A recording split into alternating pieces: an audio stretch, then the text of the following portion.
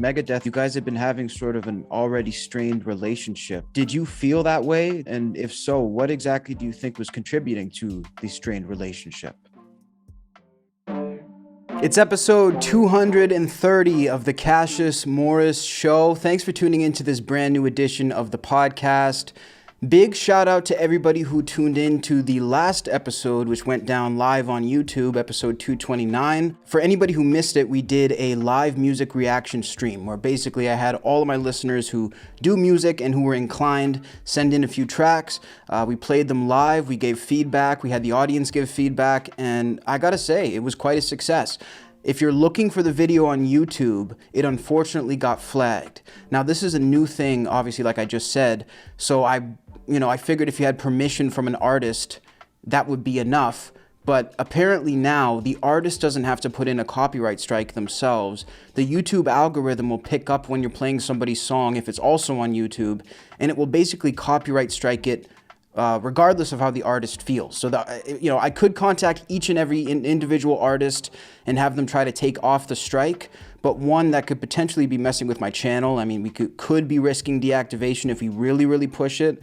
And second of all, it's probably not worth it. So the next time that I do it, it's probably going to be just a live thing on video, and I'll continue to post the audio on Apple Podcasts and Spotify because they have different sort of copyright things. I also have permission from the artists. So there is a way to continue doing it, and it's going to be back new and improved on November 12th. Friday, November 12th is the next stream. If you're listening to this now and you want to submit some music for that stream, the email is cshowmusic@gmail.com.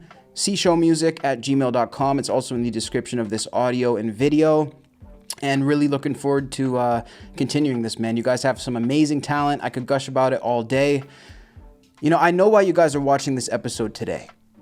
And it probably wasn't to hear me talk about that. I know why you probably clicked this, and I wanted to address it really quick in a frank and honest way. I was very hesitant about doing this podcast today. When the whole story came out about David Ellefson's departure from Megadeth and the whole situation surrounding that, I purposely did not discuss it.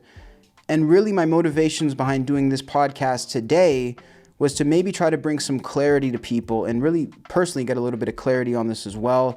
Figure out what the whole Megadeth situation is. This isn't an interview to have somebody on in like their comeback era, quote unquote, with a new project and act like the controversy never happened and we don't talk about it and we just talk about the new band and don't mention Megadeth. This is not that interview. David Ellefson was cleared in court. There was no criminal wrongdoing found on his part. But I gotta say, I did feel a little bit conflicted about doing this, and I just want you guys to know that having this podcast come out is not an endorsement of anyone. It's not saying what anyone did was the right decision. It's simply asking questions and trying to get some clarity. When you see Donald Trump do an interview on CNN, it's not because CNN is a big Trump supporter. It's because they're trying to ask questions and bring clarity to the people, potentially about an issue that they don't support themselves or back themselves. I do see it as part of my job. So I really hope you guys enjoy this. And if you do, please make sure to hit that subscribe button, whether you're tuned in on audio or video at the moment. And if you're on YouTube, click that little notification bell right next to the subscribe button to get real-time updates about everything that I'm doing. And without further ado, here's my chat with David Ellefson. Beautiful summer day fall day, I guess, in Scottsdale. So what's day-to-day life been looking like lately? I know you got some stuff going on with the Lucid. I know the film's coming up. Yeah, film came out October 12th. So I've been busy doing some conventions with that, appearing at, a handful of horror conventions. In fact, I got the Chiller Theater coming up this weekend in New Jersey, which is a big one. I've been wanting to go there for a long time, so I'm glad I'm able to finally go this year. And the Lucid record, we started setting that up back in September, and that just came out on the 15th here of October. So September and October got pretty busy, actually. A lot of stuff ramping up with that, and show offers coming in, possibly one this year that we'll do before the end of the year, and then some stuff that's ramping up for next year. So nice. Yeah, things are getting busy, man. It's nice. It's it's funny with that record because that was a record that I thought I'd just kind of have to sort of nestle in somewhere around other stuff going on, and as it turns out, it happened to be one that people really like, and it's getting a lot of attention and it's getting some traction. So, sometimes it's the one that you're not always maybe with that intention, and suddenly it starts to pop. You're like, oh, I guess we should probably pay attention to this one over here. So it's kind of fun to have one of those. This is true. It's always good to sort of have in the back pocket. And I mean, it looks like the timing came out really well also. What's the vibe right now about live shows? I mean, are you feeling trepidatious at all about going on tour? Are you ready to go back? What's the feeling like with that? I've been okay with it. Last year I put out an Ellefson solo record called No Cover, and we went out and we did some shows with Saliva through Texas and Louisiana, and they were fine because they were outdoor sort of pop-up stages, and they were fine. Then we went up into the Midwest and we did a week of shows there, and those were clubs and things, and that was a little different, because people were, everybody was masked up except Green Bay. Like, no one in Green Bay had a mask on. It's almost like they didn't get the memo that there's a pandemic. They must have missed it. That's how they roll in Packers country, but yeah, it was, so indoor was a little, maybe a little different. I guess the main thing is, you don't want to get sick, but you also don't want anyone else getting sick either. At your shows, you don't want to be that band that's the super spreader, so, you want to be a little careful with that. So that, that's probably the main thing with it, but it's been okay, and as far as moving forward with it, I think, most of the next, this year and even 2022 is just all reschedule of stuff that was, supposed to be playing last year even, but yeah, there's little pockets of, that are things that are opening up, which is perfect for what we do with the Lucid.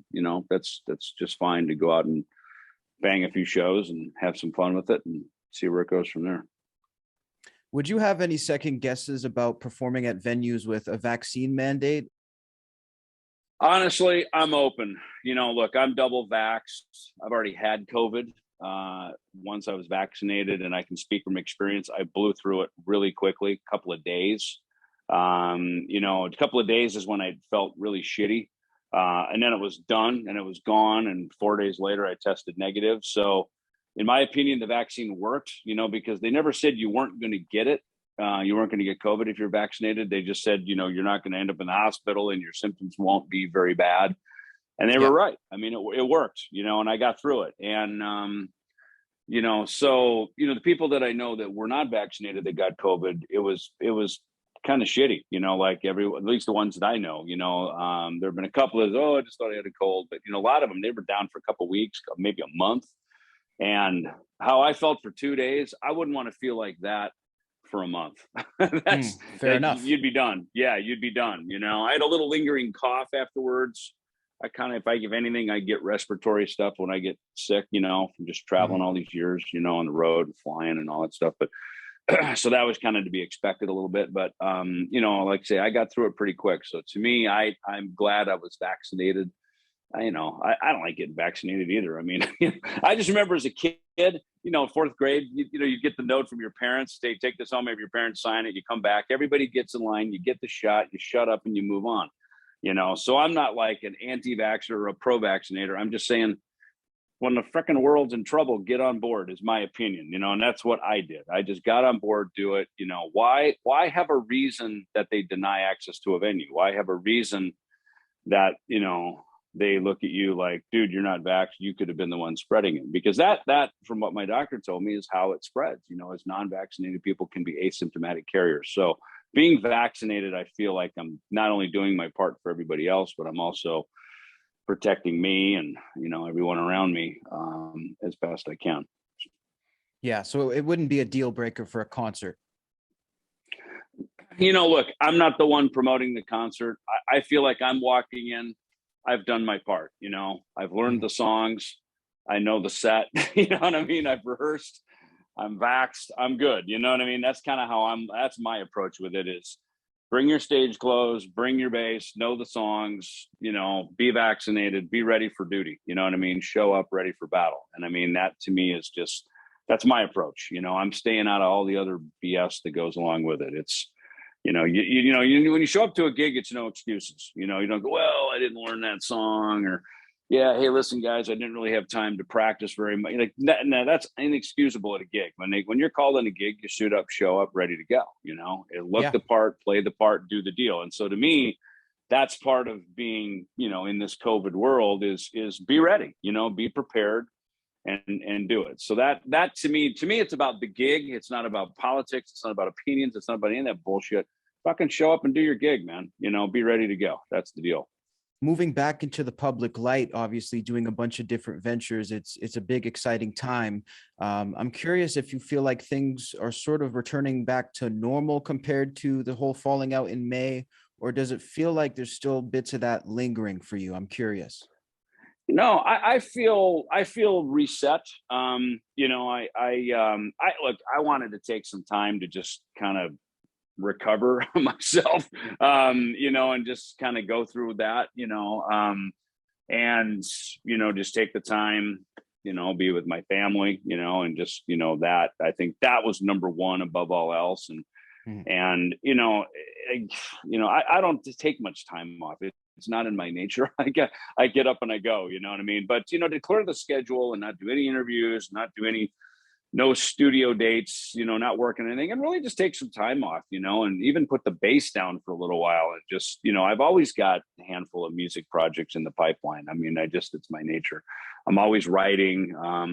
And I even took a couple of months where I just didn't play at all. I just didn't do anything. I'd walk by and I'd look at a guitar or bass and, not feeling it, and just move on. But because quite honestly, the first half of the year, I did so much stuff.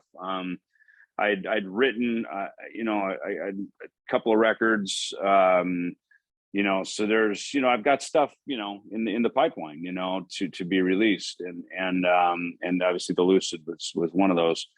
But I think it just was important. It was kind of just important to just pull back and tell you, I got a much different vision of a lot of things, from that perspective, rather than just, toughen up and just, I'm going to push through it. It's like, it's okay to, sit one out, and that's what I did. And just to take the time to do that was good. I feel like I'm refreshed. And, I've not done, honestly, this is the first interview I've done back in this room. I was doing so many podcasts for so many records, and, I've tried to be fairly approachable and agreeable, to, doing, most podcasts and media requests that come my way. And so it was interesting to kind of just shut all that down and just say, nope, unavailable for a while.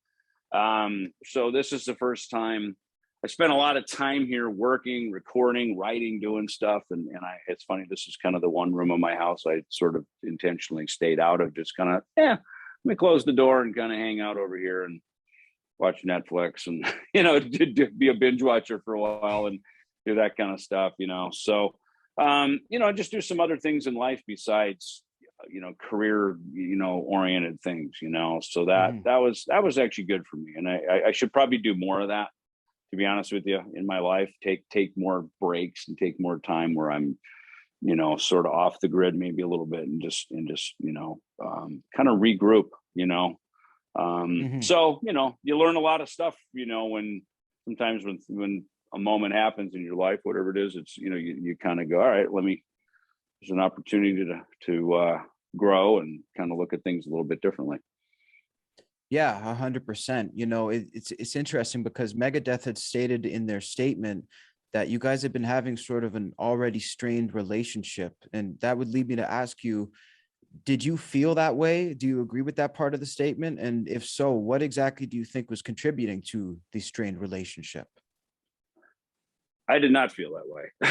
Okay. And that's from their side, not from me. And again, things are fine between us. So I'm not here to, throw any stones or cause any troubles at all.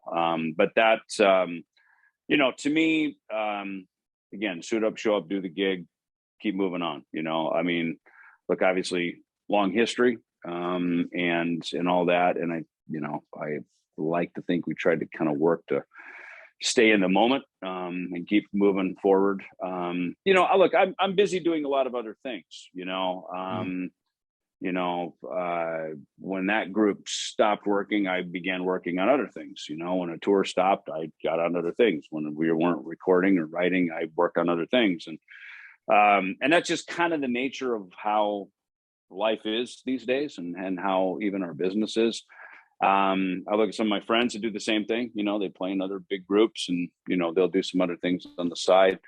I didn't used to do that many years ago, because we were kind of all for one for all, and it was we just kind of rolled right into another album and tour cycle. But that it hasn't been like that in recent years. So you kind of just out of enjoyment mostly work with other friends and work on other things. And for me, what side of your bread is butter, you know what I mean? So when it comes time to go back to work, you do, then you pause all the other stuff and you go back and you do that. So now it is kind of an interesting season to be able to go do other things that I enjoy, and playing with other people and doing other things. And this summer I needed a moment to kind of fall back in love with playing again. I've kind of fall back in love with wanting to do music, Right. I was kind of like, going, okay, do I still want to hang out on this playground? That was kind of weird, to have that happen. But I went, look, I've been playing since I was a kid, since I was 11 years old. And I see your Kiss t-shirt. So when I got my Kiss records out, that's what got me going in this. So that is always, that's always there. That enjoyment is always there. And sometimes that's what you got to do, is put your Kiss records on again, and then you go, yep, that's right. This is why I love doing this. And it really is that. I'll go back and I'll listen to stuff that I grew up with as a kid.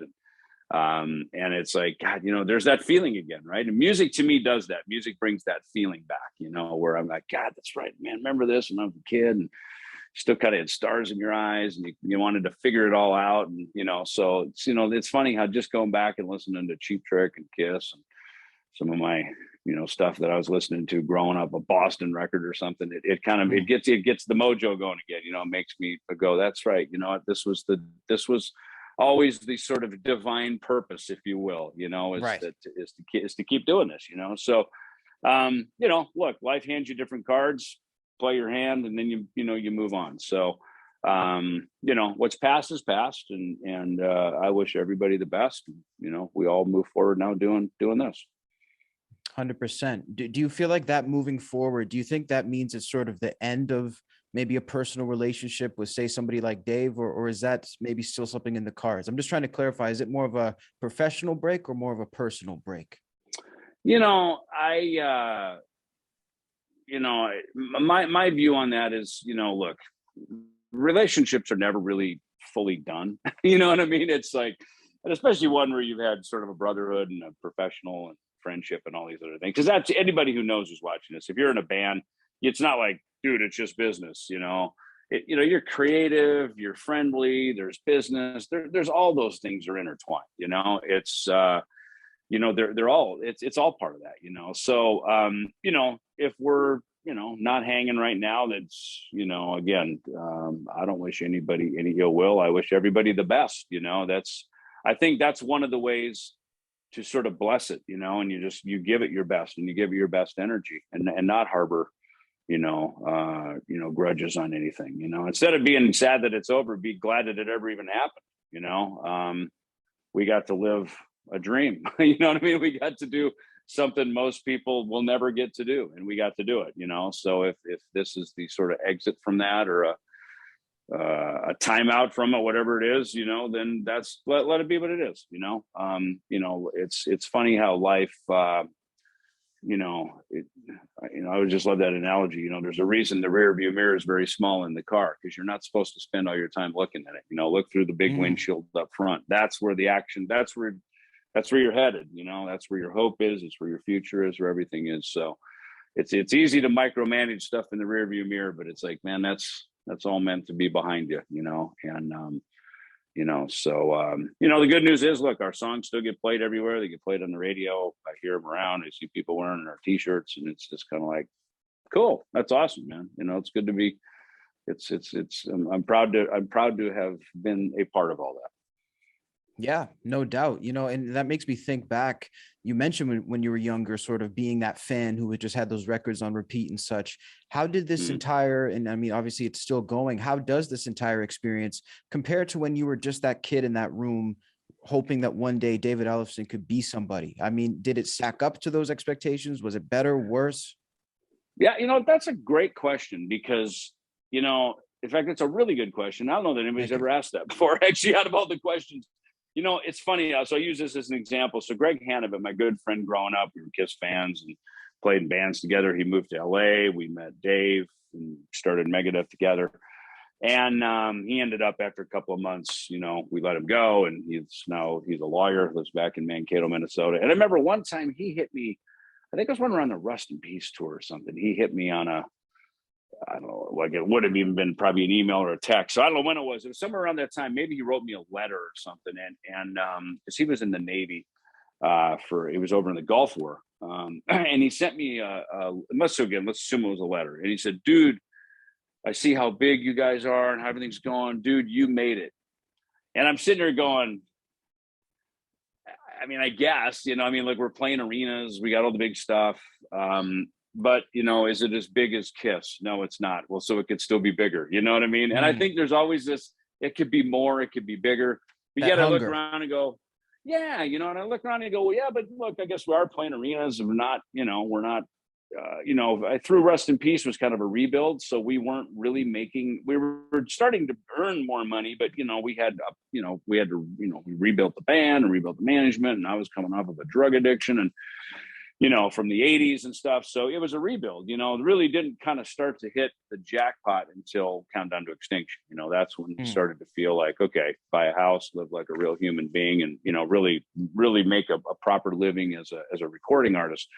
And that wasn't anybody's fault in my case, other than my own. Just, you spend more than you make when you've got, drug issues and stuff, which is why I got cleaned up and in 1990. But it's funny, the perception, was, yeah, that was, I mean, it was big. And the opportunities that we had were, afforded us that were incredible. That I played Rock in Rio and Judas Priest and Clash of the Titans and all the stuff that we were doing. But when you're doing it, you're in it, and you're like, I'm tired, I'm sleepy, shit, I got to get on the plane tomorrow. It's like, we got more interviews coming up this afternoon, and then we got a meet and greet, and then we're on stage. So, I mean, you're just kind of in the process of doing it.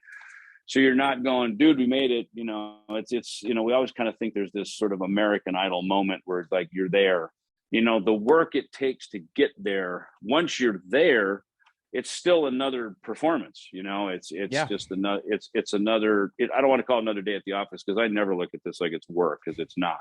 It's Best job in the world.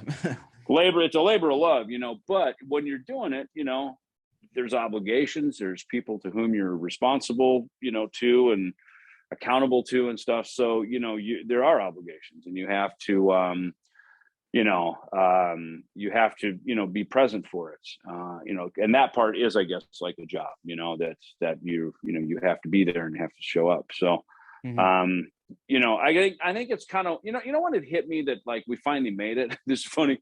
2017, when we were at the Grammys, and we'd been there several times before, because this was our 12th nomination, I think. And I'd gone, I think, four times before. And, there's that moment when they read the names off, right? And you're sitting here going, holy shit, man, like this is really us. Like, we're really here. And then they open the envelope and, and they say, and the Grammy goes to not you, and it's this moment, this shocking moment. And you see, whoever get up and go get the Grammy. And there's just this moment you go, oh my God, like this is be 2 to 3, maybe 4 years before we'll even get back here, if we even get nominated again, because of the time we got to finish the tour, then we got to write another record, we got to make the record, you know what I mean? So it's just big that process. moment just squanders, like it's gone. It doesn't squander, but it disappears like that. And so I think, when they called our name, in fact, they didn't even call our name. I was sitting there, they were listed off the name, Megadeth was for the song Dystopia, and they didn't say, and the winner goes to Dystopia. They didn't say Megadeth, which we would have known right away. They went Dystopia. We kind of looked at each other like, was that us? That was us. You know what I mean? And Because your brain was latched onto that one word. Yeah, exactly. So, and the corn guys got up and they were running back, and I was actually just talking to Head, Brian Welch, a couple of days earlier. Hey, you're going to go to the Grammys? You're going to be there? Blah blah blah. Because we've been friends, and so he was really. He even said, he goes, "Dude, I hope you guys win." I was like, "That was very nice of you." We're both nominated, and he goes, "Dude, I hope you guys win. You deserve it." So, but there's that moment. It was big, and we're there, and friends were texting, as we're sitting there, and just going, "Man, congratulations! I'm so happy for you." And that was a moment, when you're sitting there with, Neil Diamond's down there singing. I grew up on Neil Diamond, and there's, Beyonce and every other superstar in the building is there, and you're part of the tribe that night, so that is, you're part of the tribe because you're nominated anyway, but that's just a moment that you really are at the big dance and they let you in, so that one was a pretty cool one. That's pretty intense, yeah. And what a record too. Well deserved for the nomination. I'm really curious about your bass parts, because obviously very much acclaimed throughout all of your career, whether it was like a solo song, something with a band. What was the hardest bass part, do you think, to nail in the studio to finally get that finished take? That fucking part in Fatal Illusion, that right, whatever. Oh yeah. Do I have a pick here? Oh, wow. I don't have it plugged in, but yeah, this, I don't know if you can even hear it because I got here. Right, that one, I got a little bit. I don't know if you can hear that. That one was tough because Dave wrote it. It's actually his lick, and he probably wrote it on guitar. And on guitar, it's a lot easier to play because you don't have as much tension up here on the. It's a lot easier. And of course, these strings are 4 times the size of a guitar. You know what I mean? So when I was playing that one was rough, man. That one was tough to play because it's a pull off. Right? Wow. That's not normally how I would play, is to play that, but that's how a guitar player would pull that off. Right?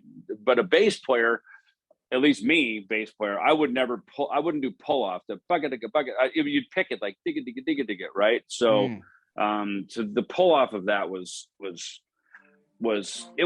hard because it was physically hard to play, because of the tension on the string. So, man, that one was a little buggy, That's the coolest thing. Well, thank you so much for showing me that. And listen, really appreciate your time today. Thank you very much.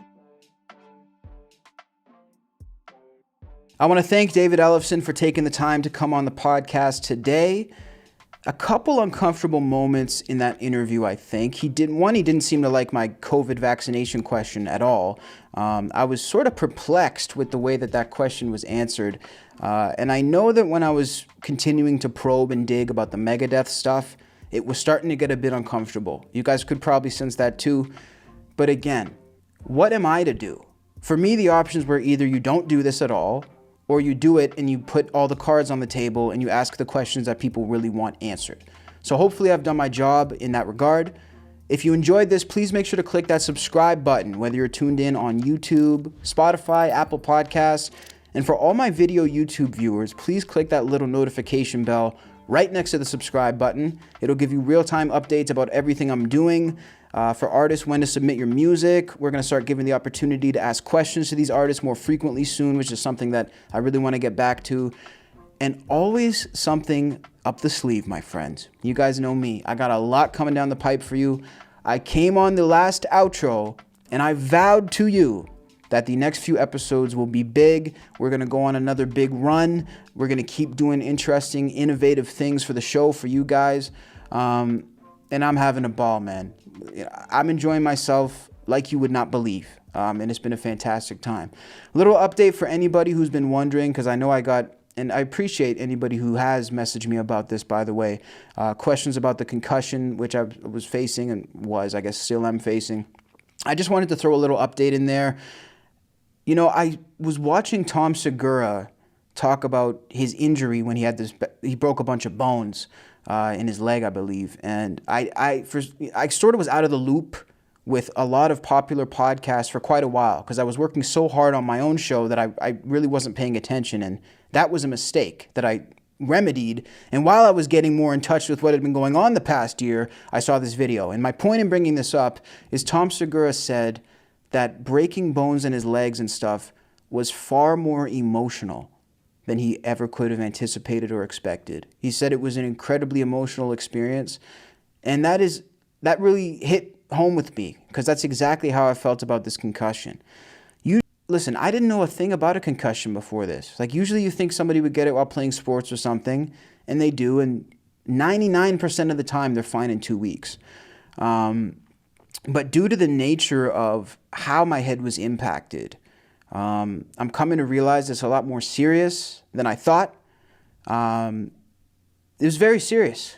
It's very, very, very serious. We're now 3 months past, and I'm dizzy every day.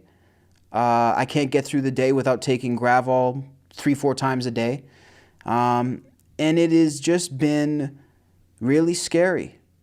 It was honestly like, I'm okay sort of day to day now, but I got to tell you guys, the first month of that concussion in September here of 2021 was probably the scariest month of my life. Because you got to put yourself in my position. I'm a 23-year-old male who's healthy, fully healthy. And I basically had to teach myself how to walk again, how to walk down the street. I had to start with half a city block, and go back, because technically that's one block altogether. Teaching myself I couldn't shower, because just the shower water coming on my head was so much.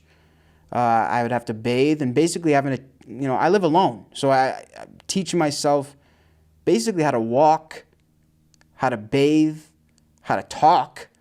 Like, I don't know. I don't know how to explain it to you guys. I just basically was a shell of a human being for that first month. And I'm still wrestling with the impacts of that, man. I never have been in a position like that. So I don't want to bring the mood down. I don't want to go on a tangent. But I just wanted to tell you guys, like, that month there, September, October, I really regret not being open with you. That's one thing that I really, really regret. And that's something that I'm working on. I'm trying to be more open with you. I'm trying to be more honest with you. I'm not here to act like everything's great. And sometimes I get sucked into that because I want to please people. When you click on my content, I don't want it to drag you down. I want it to lift you up. I want you to feel better after watching something that I put out. Feel more positive, feel inspired and energized. And part of me believes in the old school star factor. Like, you never saw Frank Sinatra unless he was at his best. You never saw Marilyn Monroe unless she was at her best. You never saw these people unless they were at their best. And I sort of let myself go into this pitfall of that. But you know what the truth is, folks? I think the reality of the situation is that the new superheroes are the people who take the capes off. And that's something that I've really just recently started to figure out and been trying to implement, because people don't need you to be Superman all the time. People do want to know what's going on. People do want to know the other side of things. And I apologize. I apologize for not telling you guys, man, because it probably seemed like I just fucked off. That's what I realized. I didn't realize it was worse to just disappear than to actually say something happened. So listen, I'm making a vow on the air right now. From this moment forward, we've always been legit, but now we're going to be like, if your breath stinks, I'll tell you to take a mint, truthful. Like, you and me, this bond that we have right now, it just went to the next level. It just went to another level. Listen, I'm just going to end the episode with that. I thank everybody for caring. Like I said, I'm just starting to really grasp how much of an effect this has had on me. But this is like my medicine. I'm dizzy all day long. While I'm doing this, I feel fine. While I'm doing this show at Sound Mojo, I usually feel pretty much fine. And it's been a godsend to have this. So, enough of the mushy crap. Let's move on. Like I said, if you like what you heard, follow me on Instagram, Facebook, Twitter, Cassius Morris.